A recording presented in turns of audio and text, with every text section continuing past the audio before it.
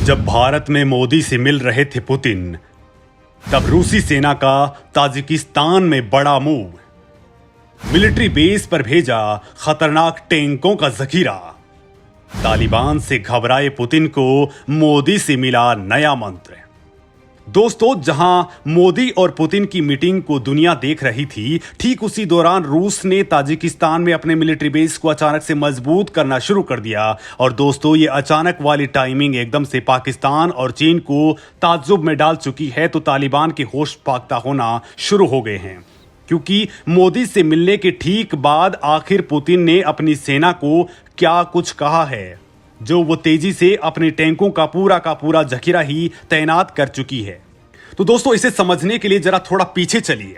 बात है अगस्त की 24 तारीख को, जब मोदी और पुतिन की फोन पर बातचीत हुई थी। और इसके ठीक बाद पुतिन ने तुरंत ही यू टर्न मार लिया था।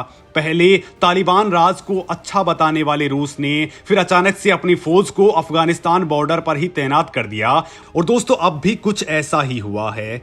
तब मोदी ने पुतिन को तालिबान पर सीक्रेट मंत्र दिया था कि अगर तालिबान को खुली छूट दी तो वो रूस पर ही तगड़े वार करेगा, जैसा वो पहले भी कर चुका है। और दोस्तों, पुतिन से मोदी की इस बैठक में भी मोदी ने कुछ महाप्लान से पुतिन को रूबरू कराया और उसके बाद तो पुतिन एक्टिवेट ही हो गई। तो दोस्तों, मैं आपको मोदी के इस महाप्लान से रूबरू करवाने वाला हूं, लेकिन उससे पहले जरा जान लीजिए कि आखिर रूस ने किया क्या है जिससे तालिबान के तोते उड़ गए हैं।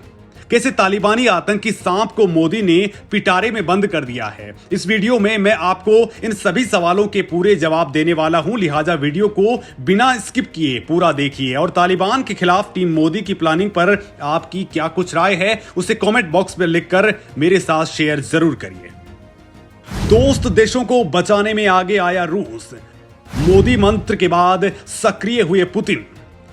दोस्तों, तालिबान वाले सांप को पिटारे में बंद करने के लिए मोदी ने तगड़ी प्लानिंग की है, उससे मैं आपको बताने वाला हूं। लेकिन उससे पहले जरा आप ये जान लीजिए कि मोदी मंत्र को जपते हुए पुतिन ने पहले क्या कुछ किया है। तो दोस्तों, ताजिकिस्तान में रूस का सबसे बड़ा सैन्य अड्डा है और इस मिलिट्री बेस पर अचानक हथियारों की तैनाती ने अब तालिबान की हवा ही टाइट कर दी है, क्योंकि पुतिन समझ चुके हैं कि ये तालिबानी अगर ये मध्य एशिया में आगे बढ़े तो भयंकर खतरा पैदा कर सकते हैं।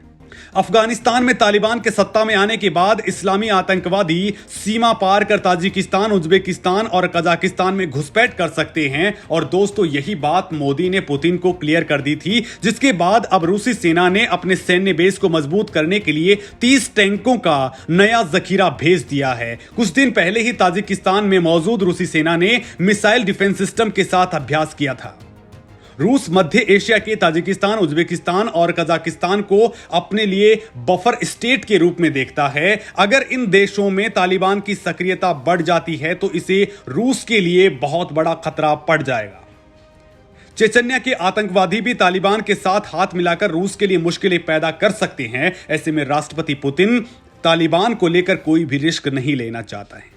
दोस्तों, साल 2003 में अभी तक रूस के स्वायत्त क्षेत्र चेचन्या में शांति बनी हुई है, लेकिन दोस्तों, रूस को डर है कि अफगानिस्तान से बाहर तालिबान की सक्रियता से आतंकवादियों में एक नए जोश का संचार हो सकता है। सोशल मीडिया में भी आतंक समर्थक सरकार के खिलाफ सशस्त्र क्रांति को जीत का सबसे उपयुक्त हथियार बता रहे हैं। ऐसे में अगर चेचन्या के विद्रोही फिर से हमले शुरू करते हैं तो रूस के लिए इसे रोकना मुश्किल हो जाएगा, क्योंकि तालिबान के लड़ाकों में चेचन्या के भी हजारों लोग शामिल हैं। ऐसे में अफगानिस्तान में जीत मिलने के बाद ये आतंकी वापस अपने देश का रुख कर सकते हैं। इनकी वापसी के बाद ऊपर से शांत दिखने वाले चेचन्या में विद्रोह की एक नई आग फैल सकती है।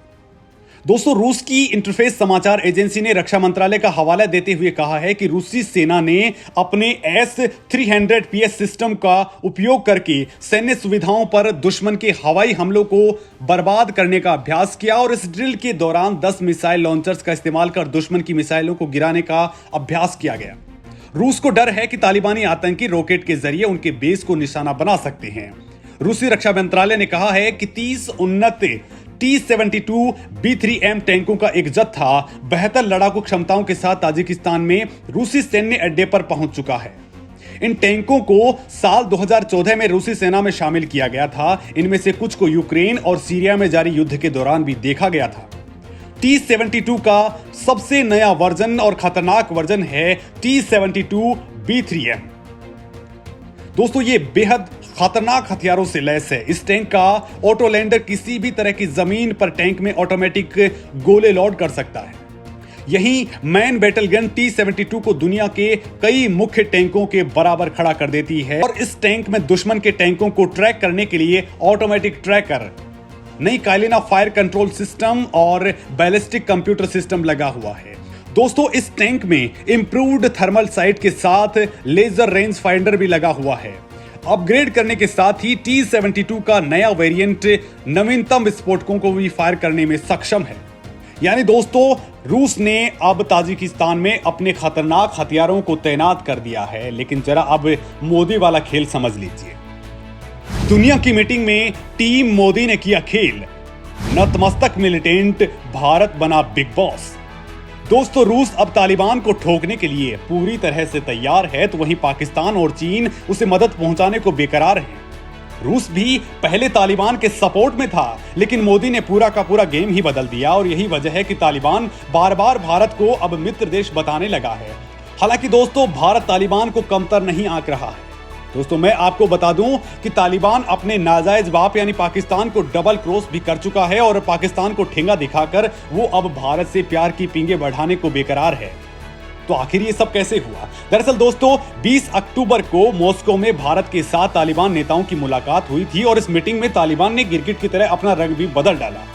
वो पाकिस्तान को दरकिनार करके भारत के साथ हर हाल में दोस्ताना बनाना चाहता है, क्योंकि दोस्तों तालिबान को मालूम है कि जब तक भारत का हाथ उसके सिर पर नहीं आएगा दुनिया में वो अलग थलग ही पड़ेगा, उसे कोई मान्यता देने वाला नहीं है।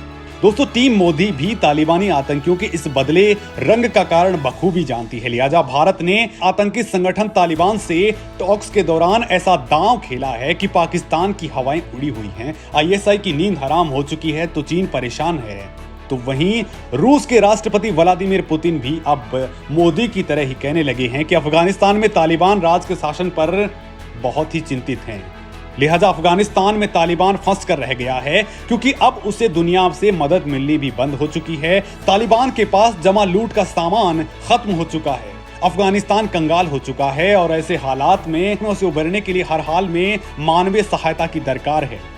अफगानिस्तान में जारी संकट का समाधान निकालने के लिए दिल्ली में भी 10 नवंबर को बड़ी मीटिंग हो चुकी है, जिसमें रूस और भारत ने मिलकर एक बड़ा गेम प्लान किया था। हालांकि दोस्तों तालिबान को मोदी अच्छे से समझते हैं, लिहाजा पुतिन के साथ मिलकर एक और दांव खेल दिया है ताकि अफगानियों की मदद तो हो सके, लेकिन जो पैसे वहां पहुंचे वो आतंकवाद फैलाने के काम नहीं आ पाए, बल्कि वो केवल अफगान लोगों के पास ही पहुंचे और अफगान आतंकवादी दूसरे देशों में आतंकवाद फैलाने से रुक पाए।